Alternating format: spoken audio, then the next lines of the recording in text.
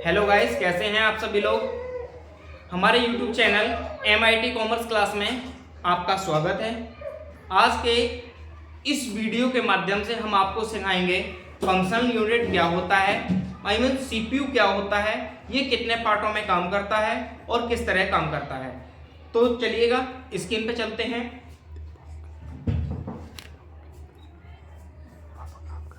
Functional unit होता क्या है, यह कार्य कैसे करता है और ये कितने पार्टों में डिवाइड है।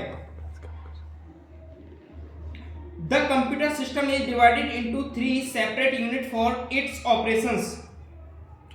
Functional unit CPU, functional unit को हम CPU भी कहते हैं, सेंट्रल प्रोसेसिंग यूनिट।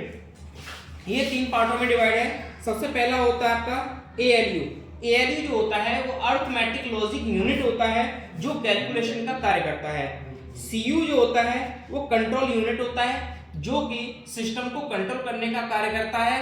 तीसरा होता है MU, मेमोरी यूनिट, जो कि मेमोरी डेटा को स्टोर करने का कार्य करता है। अब है CPU, central process unit. CPU असल में आप लोग जो समझते हैं वो समझते हैं कुछ और, लेकिन असल में CPU जो होता है वो ये रहा, ये आपका होता है CPU।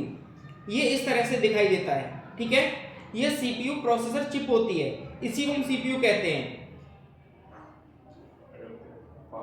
पार्ट्स ऑफ CPU, ये आपका, आप इसको CPU समझते हैं सभी लोग कि ये हमारा CPU है, लेकिन असल में CPU जो मैंने दिखाया वो होता है, ये एक कैबिनेट होता है, इसके अंदर CPU के सारे पार्ट्स लगे हुए होते हैं। ये सिस्टम CPU का फ्रंट साइड होता है, ये बैक साइड होता है ये वाला।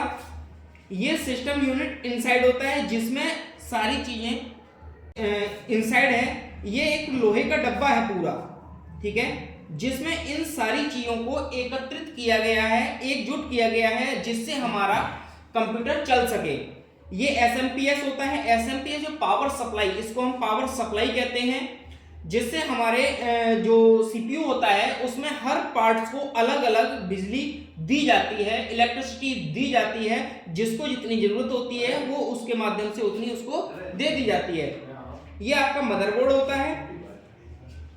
इसमें जो होता है ये मदरबोर्ड के पोर्ट होते हैं, जिसमें हम, जैसे इसमें ये लिखा हुआ है सीरियल कम्युनिकेशन, ये USB पोर्ट लिखा हुआ है, ये PS2 कीबोर्ड कनेक्टर लिखा हुआ है, PS माउस कनेक्टर लिखा हुआ है, इनमें हम माउस लगा सकते हैं। ऑटो लॉक जैक होता है, ये माइक्रोफोन जैक होता है। तो ये सारी चीजें जो होती हैं ये हमारे मदरबोर्ड में होती हैं, ठीक है। आगे चलो बढ़ते हैं। ये होता है arithmetic logic unit. Arithmetic logic unit कार्य क्या करता है, जब आप इनपुट डिवाइस के जरिए डेटा डालते हैं, इनपुट डिवाइस क्या होती है, जैसे कीबोर्ड हो गया, माउस हो गया, ये सभी आपके इनपुट डिवाइस है, तो वह प्राइमरी स्टोरेज यूनिट में स्टोर हो जाता है। प्राइमरी यूनिट क्या होती है, रैम होता है, ठीक है ना। डेटा और इंस्ट्रक्शन की असली प्रोसेसिंग अर्थमेटिक लॉजिक यूनिट द्वारा की जाती है, क्योंकि जब मैंने आपको कंप्यूटर बताया था, जब शुरुआत का पहला जो मैंने वीडियो बनाया था कि कंप्यूटर क्या होता है और ये कैसे कार्य करता है, तो उसमें मैंने बताया था ALU द्वारा किए जाने वाले मुख्य ऑपरेशन जोड़, घटाए, गुणा, भाग, ये सारे ALU के माध्यम से किए जाते हैं। अगला है आपका CU, control unit. Control unit क्या होता है, जो सिस्टम को कंट्रोल करने का कार्य करता है उसे हम कंट्रोल यूनिट कहते हैं। बिल्कुल हम आसान शब्दों में आपको समझा रहे हैं, ठीक है।